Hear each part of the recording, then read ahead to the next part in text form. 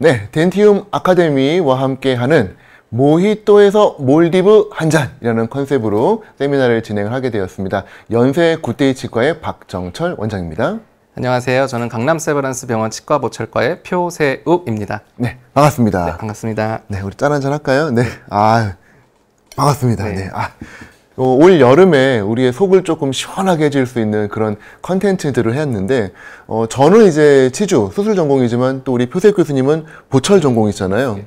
또 보철도 잘 아시지만 제가 알기로는 그 치과계의 쇼팽이라고 하는 그런 별명을 갖고 계신데 실제로 피아노를 그렇게 잘 치시죠? 아니요, 그렇지는 않은데 제가 그래도 이제 다른 전공을 한 것 치고는 피아노를 조금 칠 줄 알아서 그런 별명이 생긴 것 같습니다. 뭐 연주회에서 연주하는 모습 보면서 와, 저런 실력으로 보철을 한다면은 정말 너무너무 꼼꼼하게 잘하시겠다 그런 생각이 들었는데 감사합니다. 실제로 오늘 저희가 이 사전에 이 내용을 하면서 오늘 정말 많이 배울 수 있겠다라는 어떤 희망이 좀 생겼습니다. 네. 자, 바로 저희는 지체하지 않고 바로 첫 번째 컨텐츠로 들어가 보도록 하겠습니다. 자, 오늘 이제 수술 케이스 그리고 보철 케이스까지 쭉 한 번에 갈 건데 이게 전치부에만 치아가 조금 남아있고 구치부가 다 상실된 케이스거든요. 네, 맞습니다. 저희가 네, 이제 이거 임상을 하다 네. 보면은 양측에 이제 구치부가 결손이 된 경우를 또 흔하게 아니면 그렇게 또 발치를 할 수밖에 없는 경우도 많이 생기지 않습니까? 이제 그런 경우에는 이제 수직고경이나 교합고경 자체가 조금 붕괴가 되는 측면이 있기 때문에 이런 경우가 좀 참 쉽지 않은 경우라고 생각할 수 있겠습니다. 그 흔히 말하는 이제 VD, 네. 버티컬 디멘전을 찾아야 되는데 항상 이런 분들 오면은 너무 힘들지만 전치부가 있으니까 좀 뭐가 되지 않을까 그런 약간 무식한 생각을 합니다만 뭔가 오늘 좋은 방법을 보여주시는 거죠. 네, 제가 이 케이스를 딱 처음 보고 좀 어렵겠다라고 생각이 들었던 것 중에 하나는 제가 사실 미드라인을 좀 많이 보는 편인데 파노라마에서도 그렇고 미드라인이 이제 파노라마에서 보이는 페이셜 미드라인 그리고 상하게 보이는 덴탈 미드라인, 하하게 보이는 덴탈 미드라인이 다 제각각입니다. 네, 이런 것들이 좀 보철적으로 굉장히 어려운 요소가 될 수 있다. 이런 생각을 해볼 수가 있겠습니다. 자, 일단은 어려운 케이스인데 특히 여기 수술적으로 어려운 거는 20번대의 이 상악동염 그리고 10번대에 뭔지 모르겠지만 보이는 이 하얀 것들 오늘 이거 수술적으로 어떻게 풀어나가는지도 한번 보시면은 좋은 관전 포인트가 될 것 같습니다. 네. 자, 일단 20번대 사이너스 부위인데요. 이 보면은 이미 오로엔트럴 피스출라가 지금 생겨 있는 상태고요. 점막이 엄청나게 지금 부어 있고 안쪽에 지금 공기주머니가 보이고 뭔가 지금 심상치가 않은 모습이 보입니다. 자, 임플란트 심기 전, 심기 후를 보시면은 일단은 임플란트가 아주 예쁘게 좋은 각도로 잘 들어갔고 추가적인 사이너스 그래프트랑 GBR이 잘 마무리된 거를 보실 수가 있고요. 10번대, 30번대, 그리고 20번대까지 모두가 다 잘 극복은 됐습니다. 이게 약간 스포일러 얼러트입니다만 결과적으로는 잘 됐지만 그 과정이 쉽진 않았습니다. 그래서 일단은 오늘 요 케이스가 어떤 식으로 처음부터 시작이 되고 어떻게 진행되었는지를 한번 좀 같이 보도록 그렇게 하겠습니다. 네. 자, 수술 영상을 한번 좀 먼저 보도록 하겠습니다. 자, 20번대 먼저 사이너스의 염증이 심했기 때문에 임플란트를 들어갈 계획은 안 세웠고요. 그렇죠. 일단은 요거 염증 체크, 그 다음에 뭔가 사이너스를 조금 할 수 있으면은 하겠다. 그런 마음으로 지금 들어가고 있습니다. 교수님도 수술을 어떻게 하시나요? 네, 저도 이제 간단한 케이스에 한해서는 이제 보철적으로 좀 이제 해결할 수 있게끔, 유리할 수 있게끔 수술을 하고 있는데 이런 사이너스가 이렇게 염증이 있는 케이스들은 저는 절대로 손을 대지 않습니다. 절대로. 네. 네. 아주 강력하게. 네. 자, 지금 보면은 거대한 발치와 사이로 구멍이 뚫려 있고 지금 금방 나왔습니다만 다스크 이 키트를 이용을 했는데 네, 보시는 것처럼 레터럴을 뚫자마자 아래쪽으로 까꿍 하면서 기구가 지금 보이는 상황입니다. 이런 어려운 상황에서 제일 중요한 거는 사실은 시야 확보입니다. 사랑니 빼는 것도 마찬가지인데 보이면 할 수 있거든요. 네. 안 보이면 뭐든지 좀 어려워지는 것 같아요. 그래서 지금 윈도우를 열고 안쪽에 있는 막을 조금 거상을 하고 있는데 이 안쪽에 있는 부분에 다행히 막 퍼스가 나오거나 그런 건 아니라 심각한 염증 내지는 그런 부분은 없었고 어느 정도 만성화가 된 걸로 보여서 지금 보시는 제어가 뭘까요? 누꺼즈를 지금 집어넣고 있는 것으로 생각이 됩니다. 그러면 결국 이제 배농을 좀 시키겠다라는 컨셉이신 것 같은데 누꺼즈를 넣고 그냥 수술을 마무리를 하고 있습니다. 네, 이렇게 해서 일단은 안에 들어가서 상황 파악을 하고 웬만하면은 사이너스 서저리를 할 법도 했는데 이거는 염증이 좀 심하다라고 판단이 되셨는지 이렇게 마무리가 되었습니다. 나중에 물론 다시 수술을 해서 임플란트를 잘 심긴 했습니다만 1차적으로는 20번 때는 약간 보류, 그렇죠. 그런 느낌이 된 것 같아요.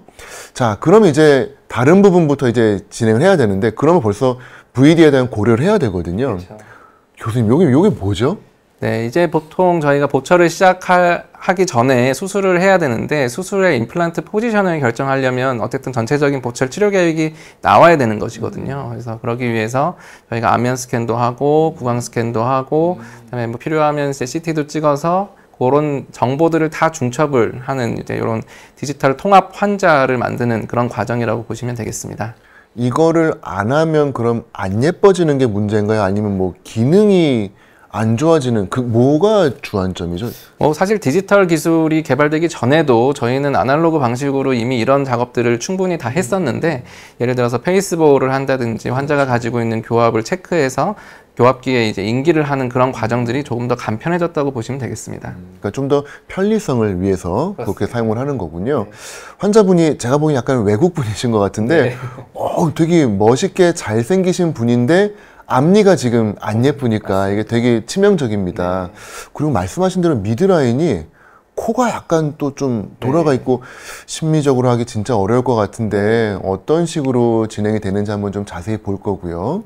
이거는 지금 CT 사진을 이 STL이라는 걸로 지금 변환한 걸로 보이는데 CT가 원래 다이콘 뭐 이런 거 아닌가요? 맞습니다. CT는 이제 영상이기 때문에 다이콘 파일로 되어 있는데 이것을 STL로 요새 이제 전환시켜 줄 수 있는 방법들이 생겨서 STL 파일로 만들고 안면 스캔한 데이터 역시 STL이기 때문에 이것들을 치아를 기반으로 중첩을 보통 많이 하고 있습니다. 아, 그럼 일단은 안에는 스캔을 하고 CT를 찍고 걔를 STL로 통합을 시키면 두 개를 중첩을 시킬 수가 있군요. 그렇습니다. 아, 이 CT는 별개고 스캐너는 따로라고 생각했는데 이제는 이 두 개를 스티칭을 할 수 있는 요거 아무 CT나 되는 건 아니고 요거는 이제 페이셜 스캔을 이용했기 때문에 이제 페이셜 스캔과 CT 자료와 인트라오럴 스캔 자료를 이제 다 같이 중첩시킨 것이고요. 나중에 또 이제 페이셜 스캔 사용 안 해도 가능한 방법을 또 소개를 드리겠습니다. 아, 그 CT 이름을 좀 유도하려고 했는데 역시 교수님이시다 보니까 공직에 계신 분이라서 어떤 CT인지는 조금 이따가 밝혀지도록 하겠습니다.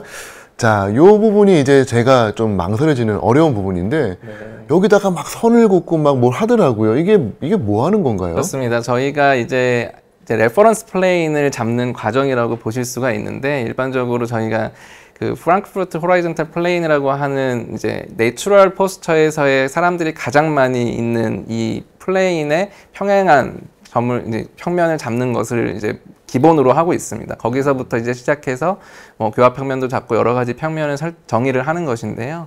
이거는 이제 미드라인을 일단 설정을 해서 미드라인 평면을 잡고 그다음에 FH 플레인을 위해서 오비탈레와 포리온에 해당하는 점을 찍어서 그 평면을 설정한 다음에 그다음에 필요한 이제 레퍼런스 플레인을 그어서 저희가 보철을 하기 위한 오클루절 플레인을 설정하는 그런 장면으로 보입니다.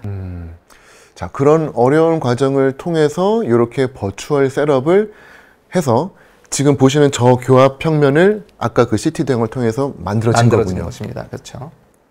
그 과정을 일단은 준비를 하기로 하고 이제 본격적인 수술로 이제 임플란트 심는 걸로 넘어가려고 합니다. 지금 10번 때는 잘 그렇게 아물었고요.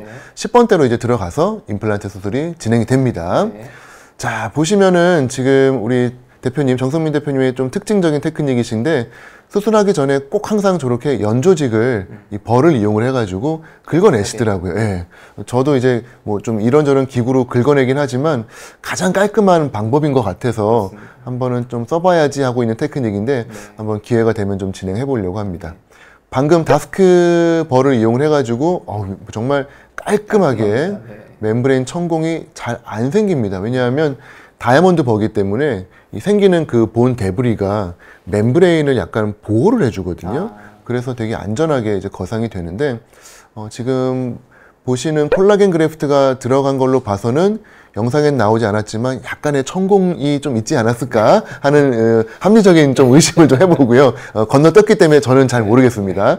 어쨌건 그 부분을 텐팅을 해서 막고, 그리고 안쪽에다가는 지금 아마 오스테온3 콜라겐, 대표님께서 아주 즐겨 사용하시는 걸로 알고 있는 오스테온3 콜라겐이 섞여 있는 합성고를 지금 넣었습니다. 그리고 임플란트를 지금 식립을 했고요. 여러 가지 지금 솔직히 동시에 진행이 되고 있습니다만 가장 중요한 건 임플란트의 고정이죠. 그쵸. 그래서 이제 고정이 잘 나오는 형태로 심어야 되는데, 지금 보시는 것처럼 브라이트 임플란트가 워낙 얇고 좁게 들어가는 형태다 보니까 대표님 표현으로는 뼈를 벌리며 들어간다. 그러니까 뼈를 깎아내고 들어가는 게 아니라 뼈를 벌리면서 잔존고를 최대한 보존하면서 들어간다고 하는데, 지금 저게 바로 그런 컨셉입니다. 보시면은 앞쪽으로 예리하죠, 임플란트가. 그래서 마치 쐐기가 뼈를 그린 스틱 프랙처 하면서 벌리듯이 임플란트가 들어가게 돼 있고, 그 형태가 이 특히 브라이트의 티슈 레벨 임플란트에 너무나 구현이 잘 되어 있는 것 같습니다. 그래서 이런 식으로 임플란트를 심고 있습니다. 네. 자, 12번 부위는 결손부가 상당히 좀 컸는데, 네. 역시 드릴링의 이제 노하우를 잘 구현을 하면은 고정을 극대화를 할 수가 있죠. 지금 나중에도 엑스레이 좀 보시면 아시겠지만 임플란트의 각도를 살짝만 꺾어주면은 발치와의 형태를 따라가면 고정이 안 나오지만, 얘를 약간 다른 각도로 심어주면 고정이 나옵니다. 요건 아마 이 수술 많이 해보신 분들은 느끼시는 그런 부분이라고 생각이 들고요. 자, 여기서 GBR의 특징은 지금 저 뼈를 보시면 아시겠지만 조금 뾰족뾰족하죠. 포어도 많이 보입니다. 덴티움사의 오스테온 제노, 소뼈입니다. 이 뼈 위에 다시 오스테온3 콜라겐을 샌드위치 테크닉으로 덮어주시는데, 아래쪽에는 이제 뼈를 잘 만들어줄 수 있는 보바인 뼈를 넣고, 위에는 합성골이 콜라겐과 섞이면서 부피와 볼륨을 잡아주는 형태로 뼈를 넣었고요. 상부에는 역시 콜라겐 그래프트, 두툼한 멤브레인이지만 멤브레인보다는 연조직 증강에 더 좋은 그러한 콜라겐 그래프트를 넣고 이제 GBR을 마무리를 하실 것 같습니다. 네. GBR을 하는데 저렇게 티슈 레벨을 이용해서 하게 되면 나중에 완전히 이제 서머지를 시키기가 어려운데 그래도 상관이 없을까요? 그래서 예전에 ITI 때 임플란트 스트라우만 했을 때는 이 1.8 내지는 막 심지어는 2.8mm씩 올라오다 보니까 묻기가 정말 어려웠거든요. 근데 다행히도 이 덴티움의 브라이트 티슈 레벨이 조금 낮습니다. 1.5mm 낮기 때문에 덮기도 편하고, 또 사실은 안 덮어도 보시는 것처럼 트랜스 뮤코잘 GBR을 통해 가지고 마무리가 되기 때문에 큰 걱정 없이 마무리가 되고요. 또 그럼 너무 낮지 않냐, 그래서 또 티슈 레벨이 높은 것도 이제 조만간 나온다고 하니까 그렇게 사용하시면은 적절히 사용이 가능하실 것 같습니다. 마지막에 보신 그 주사 장면 혹시 어떤 주사인지 혹시 아시나요? 회복을 빠르게 하는 주사라고는 네, 들었는데 맞습니다. 어떤 네. 것일까요? 나온다 하면서 아직까지 안 나오고 있는 덴티움사의 PDRN, PDRN, 흔히 말하는 연어 주사. 네, 요즘 트렌드에 맞는 PDRN입니다. 연조직 재생과 경조직 재생을 촉진시켜주고 염증을 줄여주는데, 너무너무 기다리고 있지만 아직까지는 안 나오고 있는 이 밀당의 소재죠. 연어 주사. 자, 이렇게 해서 수술이 마무리가 됐습니다. 자, 한번 다음 슬라이드 한번 보도록 할까요? 자, 보시면은 이 상태가 이제 20번 때 수술하고 난 직후에 스티치아웃 사진이고, 이제 10번 때 이제 GBR과 티슈 레벨 임플란트가 식립이 되었죠. 30번 때는 역시 계속 브라이트 티슈 레벨을 이용을 해가지고 식립을 진행을 하고 있습니다. 이 부분에서 조금 주의해서 보셨으면 하는 거는 임플란트를 5번, 7번 부위에다 심고 그 중간 부분에 콜라겐 그래프트를 넣어서 오픈 힐링을 했습니다. 나중에 이 부분이 어떻게 바뀌는지를 조금 봐주셨으면 하는 게 저희 관전 포인트가 될 것 같고요. 뭐 요거는 뭐 사소한 얘기입니다만 하악 전치부에 지금 교정을 시작을 하셨더라고요. 아마 미니 와이어 같은 걸 이용을 해가지고 아주 편하게 교정을 하는 모습을 보여주실 것 같은데 저 부분도 어떻게 마무리가 되는지 한번 지켜보도록 하겠습니다. 자, 30번대 오픈힐링한 부위 전형적인 오픈힐링의 치유 부분이고요. 저거 뼈가 보이는데 망한 거 아닌가요? 아니, 맨날 이런 질문 너무 많이 받는데 아닙니다. 네. 우리 교수님 자제분 지금 이제 아장아장 하잖아요. 그렇죠? 맞습니다. 애들 넘어지면 무릎 까지죠. 네. 혹시 막 이때 얼른 절개해서 봉합을 하시나요? 아니요. 그냥 네, 회복을 유도해야죠. 그렇죠. 오픈힐링은 사실 그런 겁니다. 우리 몸이 갖고 있는 재생 능력을 우리 인간이 뭔가 하면은 방해가 될 뿐 자연스럽게 치유가 될 수 있도록 내버려 두면 저 부분은 반드시 두꺼운 각화친으로 바뀌고요. 나중에 보시면은 과연 그렇구나 라는 걸 보실 테니까 절대 걱정하지 마시고 저 부분을 건들지만 않도록 환자분께 교육을 잘 해주시면 될 것 같습니다. 네. 자, 하악 전치부 교정 잘 진행이 되고 있고요. 자, 이제 이 부분부터는 뭔가 보철적인 게 들어가는데 이건 어떤 장면인가요? 네, 임플란트를 이제 다 심었는데 20번 때는 아직 안 심고 나머지 부분을 이제 심었기 때문에 특히 10번 때, 40번 때가 앞에 고정이 좋았던 14, 15번 그리고 밑에는 이제 자연치가 있었기 때문에 어쨌든 환자가 앞니만 있으시면은 너무 저작이 불편하시잖아요. 힘들죠. 그래서 네. 이제 14, 15번이 고정이 좋았기 때문에 거기부터 그다음에 앞니도 이제 심미적으로 중요하기 때문에 임시 보철로 일단은 해주는 모습입니다. 그게 이제 뭐 PMMA 소재의 뭐 그런 네. 레진이 되는 계열이 되는 거죠. 근데 임시 보철물이기는 합니다만 홀이 바깥으로 안 나오게 할 수는 없었을까? 이게 저는 조금 심미적으로 문제가 되지 않을까 싶은데 어떻게 생각하세요?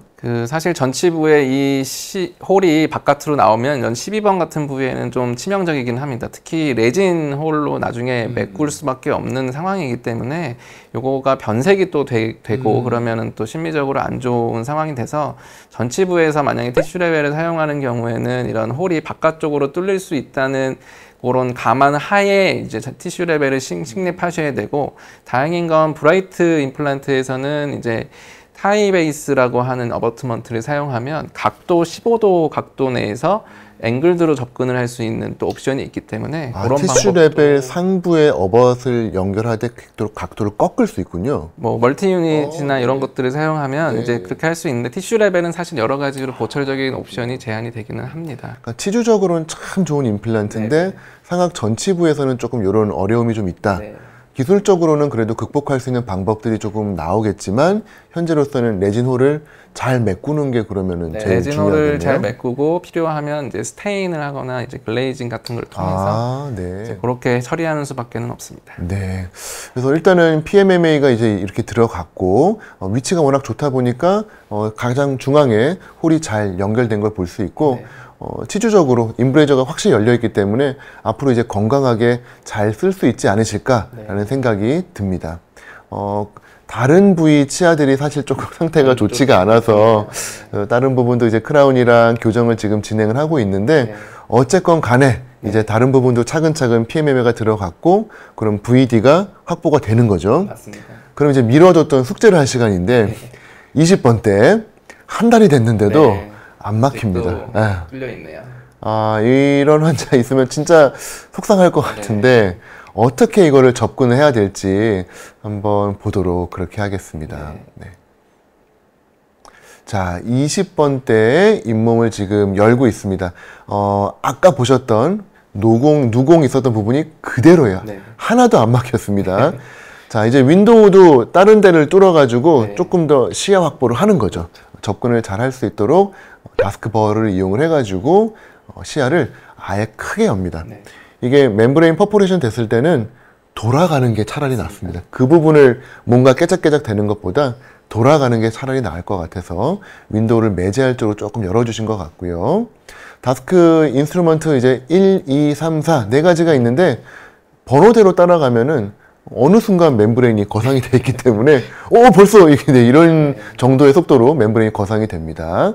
자, 우리 정선미 대표님의 특유의 테크닉 연조지 깨끗하게 이제 트리밍하고 그 다음에 임플란트가 지금 들어가고 있고요.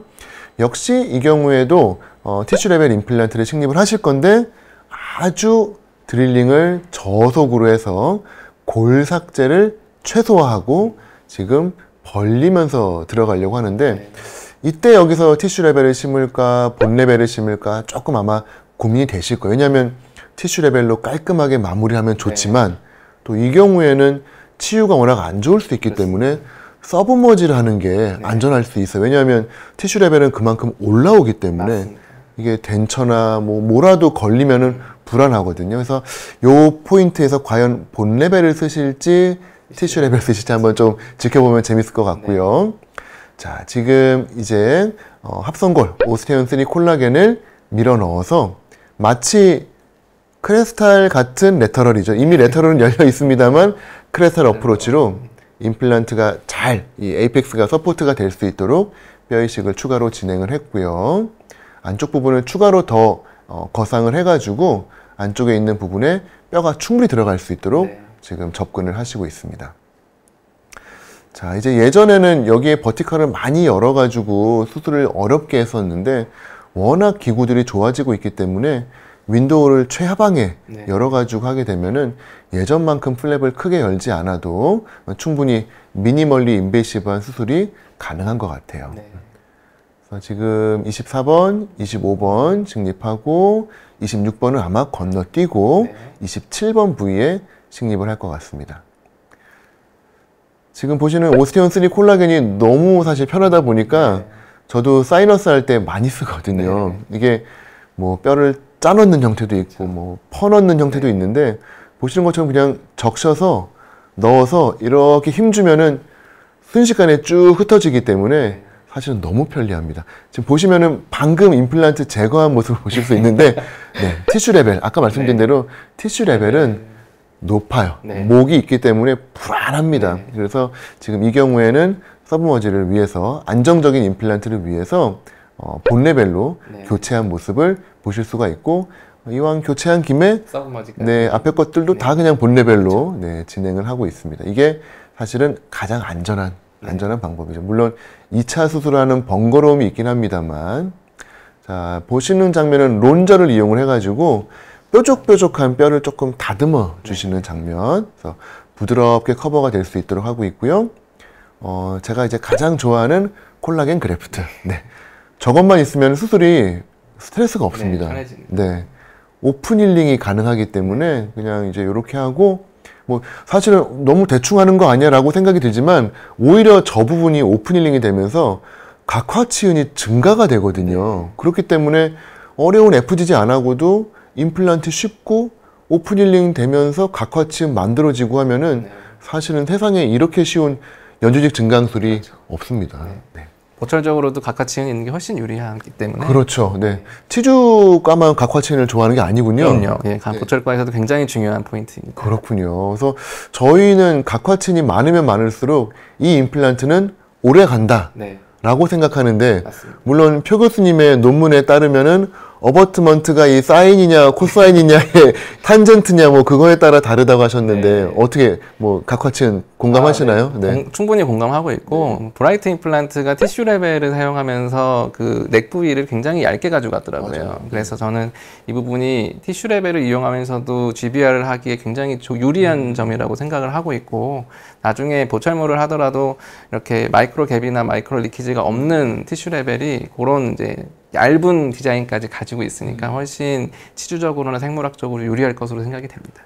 교수님 워낙 그쪽 부분을 연구를 많이 하셨기 때문에 제가 하나 더 궁금한 거는 그래서 보면 티슈 레벨은 플랫폼이 전부 다 3.8mm로 다 동일하다 보니까 전치부는 뭐 3.8mm 그럴 수 있는데 구치부도 조금 얇으면은 거기서부터 크라운이 벌어지니까 저는 흔히 말하는 이머전시 프로파일이 급격해지지 않을까? 그런 불안함이 있는데 실제 나중에 파이널 사진 보시면 아시겠지만 되게 예쁘게 잘 올라오거든요. 이게 왜 그렇지? 이게 왜 현실과 이상이 갭이 있지? 약간 이해가 안 되더라고요. 아마 연조직을 충분히 확보를 하셨고, 그다음에 깊이로 이제 티슈 레벨 같은 경우는 깊이를 조절을 잘 하셔야 되기 때문에 그걸로 연조직이 확보가 충분히 되면 저희가 필요한 부분을 만들 수 있을 것으로 생각이 됩니다. 그럼 그 말씀하시는 그 코사인 사인이 되는 건가요?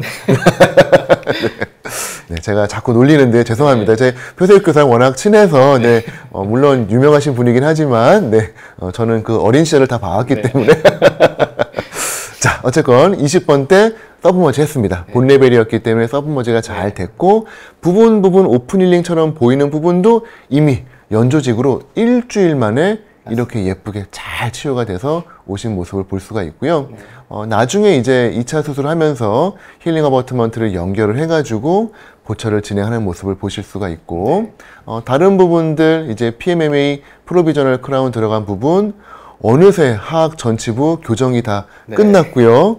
그 다음에 이제 PMMA에서 이제 다시 한번 과정을 거치는 모습을 보시게 되는데, 왜 또 이렇게 이런 PMMA 과정을 다시 연결을 진행하는 걸까요? 이 사진은 지금 24번, 25번이 그래도 이제 고정이 조금 좋았기 때문에 어느 정도 이제 권류착이 됐다고 판단을 했던 시점에 양쪽 구치부의 지지를 얻기 위해서 14, 15, 24, 25 PMMA 임시 보철물을 통해서 지금 보철을 해놓은 상태이고, 아직 이제 47번은 뭐 물론 고정이 좋았지만 16번이나 이제 27번이나 이런 부분은 아직 고리식 때문에 조금 기다리고 있는 상황으로 보입니다. 그러면은 PMMA를 거치고 파이널을 가는 게 번거롭긴 하지만 보철과 교수님 입장에서는 그게 옳다고 보시나요? 네, 수직 고경이 어쨌든 회복이 돼야 되기 때문에 이런 상황에서는 PMMA 반드시 필요합니다. 그래서 24, 25번 PMMA가 연결이 됐고, 이 상태에서 물론 교합은 조금 안 닿게 하는 건가요? 아니면 닿게 하는 건가요? 어떻게 해야 되죠? 이때 임플란트 안정성이 어느 정도 되는지를 확인을 하고 충분히 지지를 받을 수 있으면 이제 구치부 지지 역할을 해줄 수 있게 만들어주는 게 더 중요합니다. 충분히가 얼마인가요? 뭐 흔히 얘기하는 저희 뭐 ISQ 뭐 이런 기준으로 65 이상이면 65 충분히 이제 골류착이 어느 정도 일어났다고 보고, 물론 당연히 이제 회복 과정에서는 힘을 안 가해주는 게 좋지만 이런 경우에 자칫하면 전치부가 구치부 수술하는 중에 흔들리면서 빠지는 경우도 간혹 있거든요. 그래서 그런 것들을 이제 조금 방지하기 위해서 구치부 지지를 확보해주는 과정이라고 생각이 됩니다. 자, 이렇게 해서 이제 PMA 과정을 거쳤고 충분한 치유 시간이 끝났습니다. 제가 아까 30번 때 각화치은 잘 봐주세요 했는데 보시면 진짜 부자가 됐죠. 각화치은 부자가 되셨습니다. 정말 이거는 어마어마한 치유고요. 오픈 힐링을 제가 좋아하는 가장 큰 이유입니다. 자, 지금 이제 파이널 인프인데 요게 이제 어버트먼트 같은 형태의 요건데, 요거를 이제 바로 스캔을 하나 했더니 인프를 뜨셨더라고요. 네, 뭘까요? 이게 이제 임시 보철물이 들어가 있던 거를 다 제거를 하고, 저희가 이제 브라이트 임플란트에서 나오는 디지털 이제 스마트 캡도 물론 이제 그 스캔이 가능한 스캔 컴포트 스캔 컴포트 캡도 이제 스캔이 가능하지만 디지털 어버트먼트라든지 타이베이스 어버트먼트라든지 이런 것들도 다 스캔이 될 수 있도록 저희가 보철이 제작이 되어 있어서 그런 것들을 이용해서 이제 한 번에 인상을 뜬 장면인데요. 왜 굳이 구강 스캔을 안 하고 저렇게 실리콘으로 인상을 떴을까라고 하는 궁금증이 생기시는 분들도 계실 거예요. 근데 어쨌든 제 생각에는 이 보철을 개발했던 대표님의 컨셉으로는 이 구강 스캔을 갖다 붙이는 과정에서의 오류를 최소화하고 한꺼번에 인상을 떠서 그 보철물에 들어있는 그 코드를 이제 따와가지고 그거를 스캔함으로써 저희 정확도를 높일 수 있다. 그래서 지금 일반적으로 인상을 떴지만 퍼티나 이제 실리콘을 제거를 하고 이거를 다시 스캔을 하는데, 요 스캔하는 과정에서 이제 포토그래메트리 같이 이렇게 정확하게 한 번에 갖다 붙이는 게 아닌 한 번에 스캔해가지고 정확도를 가지고 올 수 있는 요런 것을 좀 유도한 것으로 생각이 됩니다. 근데 저게 깊으면은 제가 알기로는 스캐너도 다 뎁스가 있는 걸로 아는데. 그렇습니다. 예. 깊으면은 스캔이 안 될 것 같은데 가능한가요? 그래서 이제 그런 것들을 감안해서 이제 모든 임플란트를 여러 개를 한 번에 동시에 체득할 때는 비슷비슷한 깊이의 어버트먼트로 사용을 해주시는 게 이제 저희가 트리밍해서 인상을 스캔하기에 훨씬 유리하다고 생각이 됩니다. 그러니까 너무 긴 거를 또 쓰는 거는 이 경우에는 좋진 않을 수도 있다. 자, 이렇게 해서 이제 쉐이드를 보고 파이널 크라운으로 이제 넘어가는 과정이고요. 이제 중요한 그 교합 평면 얘기가 또 다시 나오고 있습니다. 네, 이거는 이제 아까 말씀드렸던 부분인데, 요 다음에 이제 영상을 보시면서 저희가 다시 한번 설명을 드리겠습니다. 하지만 이제 제가 여기서 잠깐 설명을 드리려고 하는 건 레인보우 3D 시티 뷰어라고 하는 이 프로그램이 있는데요. 이 프로그램이 굉장히 잘 만들어져서 제가 누가 만든 거죠? 글쎄요, 뭐 덴티움에서 나오는 것이기 때문에 한번 여러분들 꼭 한번 사용해 보시기를 추천을 드리고요. 이렇게 위에 보면 NPR, 크로스, 뭐 가상 세팔로 이런 식으로 여러 가지 탭이 있고, 이렇게 저희가 흔히 볼 수 있는 요런 이제 구성으로 CT가 나오기는 하는데요. 다음 영상을 한번 보시면서 설명을 드리겠습니다. 네, 이런 식으로 이제 크로스에서 모든 아까 이제 MPR에서는 각 섹션 그렇죠. 플레이마다 다 보여줬고요. 일반적으로 저희가 임플란트를 계획할 수 있게끔 요 크로스 탭에서는 이렇게 파노라믹 뷰도 같이 보여주고, 물론 이제 신경 이렇게 확인하는 부분도 3차원적으로 보여주고요.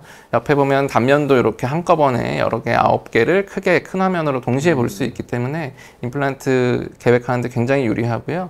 그 다음 넘어가서 가상세팔로 탭에 가시면 이렇게 여러 가지 측면에서의 플레인을 확인하실 수가 있습니다. 그래서 스켈레탈적으로 저희 오비탈레라든지 포리온이라든지 이런 점이 인공지능으로 딱 한 번만 버튼 누르시면 모든 게 딱 알아서 잡힙니다. 물론 이제 오차가 있을 수 있으니 저희가 수동으로 이렇게 조정을 할 수도 있게 되어 있고요.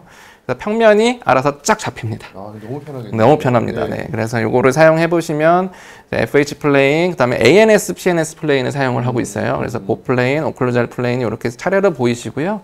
옆에서 보이시면은 ANS, PNS에서 6도 정도 내려서 오클루잘 플레인을 지금 설정을 해주는 모습이고, 이렇게 연조직으로 하우스필드 유닛을 이렇게 조정을 해서 연조직에서도 저 캠퍼 라인을 같이 볼 수가 있습니다. 그래서 요거는 동시에 보면서 저희가 어느 수준으로 오클루잘 플레인을 설정을 해야 되나, 그리고 이제 밑에서 오른쪽 하단에 보시면 미드라인도, 하악의 미드라인이나 이제 이런 것들도 동시에 보시면서 인사이시브 파필라가 어디에 위치해 있는지도 포인트가 잡혀 있습니다.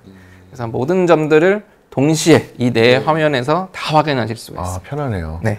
CT인데 얼굴 스캔까지 스캔되는 건 야채 막 얼굴 스캐너, 페이셜 스캐너로도 맞습니다. 네. 활용을 할 수 있다면 할 수 있겠네요. 네. 그래서 페이셜 스캐너를 뭐 꼭 사용을 안 하셔도 참고를 하실 수 있는 부분이 있겠고요.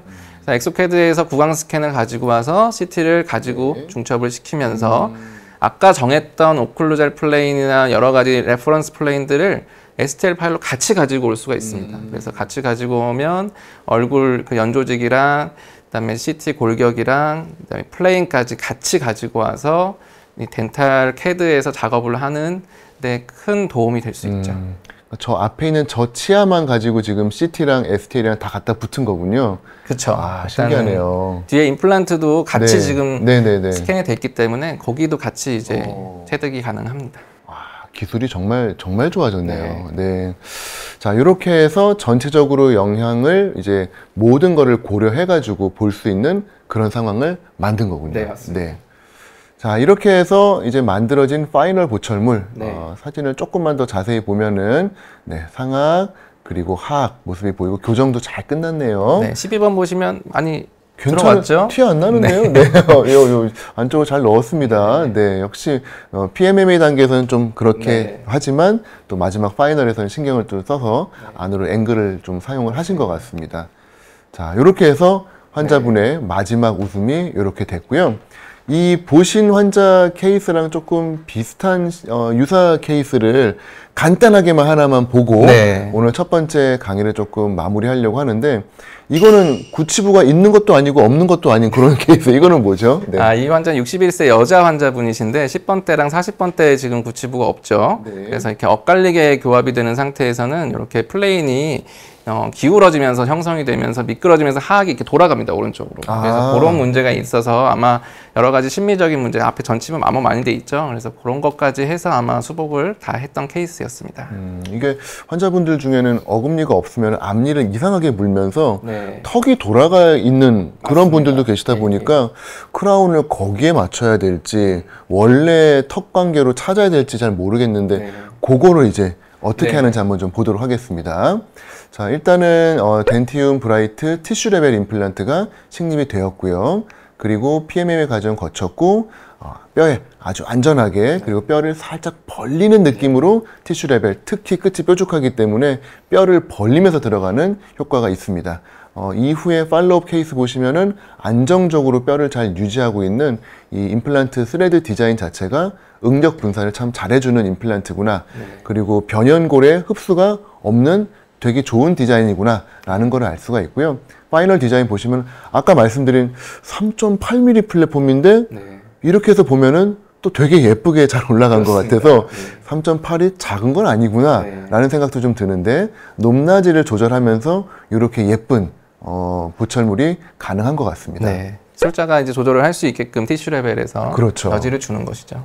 그래서 요 상태에서 이제 보철적인 이야기를 조금 여쭤봐야 될 것 같은데, 네. 자, 어떤 과정을 통해서 이게 보철이 진행이 된 걸까요? 마찬가지로 이제 요것도 아까 보셨던 레인보우 3D 시티 뷰와 같은 똑같은 장면이고요. 여기서 ANS, PNS 이런 장면, 뭐 플레인을 이용해서 오클루전 플레인을 설정한 모습인데, 이제 이렇게 보시면은 이제 미드 수처 플레인이 약간 틀어져 있어서 그런 것들을 참고하면서 아마 디자인을 하셨던 걸로 생각이 됩니다.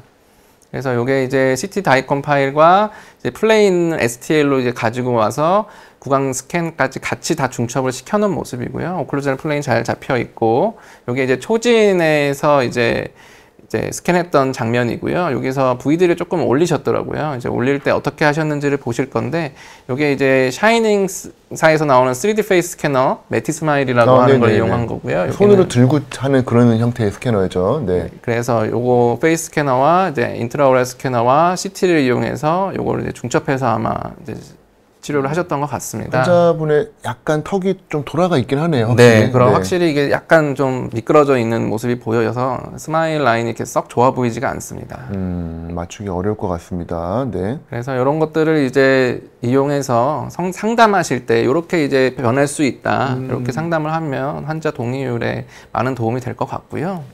만약에 저렇게 안 되면 어떡할까요?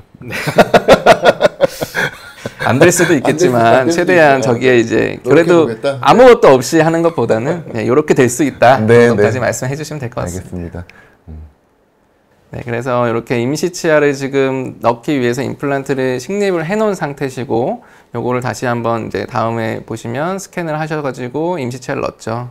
임시 치아 넣는 과정은 아까 했던 VD 플레인 잡아가지고 이렇게 전치부까지 지금 다 같이 프랩을 해서 임시 보철물이 들어간 상태고요. 자연 치아도 그럼 결국은 크라운을 다 다시 하는 거고요. 결국은 다시 하셨더라고요. 그래서 마찬가지로 AI가 오클루젤 플레인을 잡아주면, 아, 이건 너무 신기한데요. 네, 거기서 이제 편하게 저희가 보철물 기준을 잡아서 이제 1차 프로비저널에서 2차 프로비저널로 갈 때 약간 수직 고경을 조금 증가를 하셨습니다. 아마 심미적인 부분 때문에 그러셨던 것 같고요. 아까 웃으실 때 치아가 잘 안 보이시더라고요. 맞아요. 그래서 좀 치아가 보이게 하기 위해서 아마 이렇게 하지 않았나.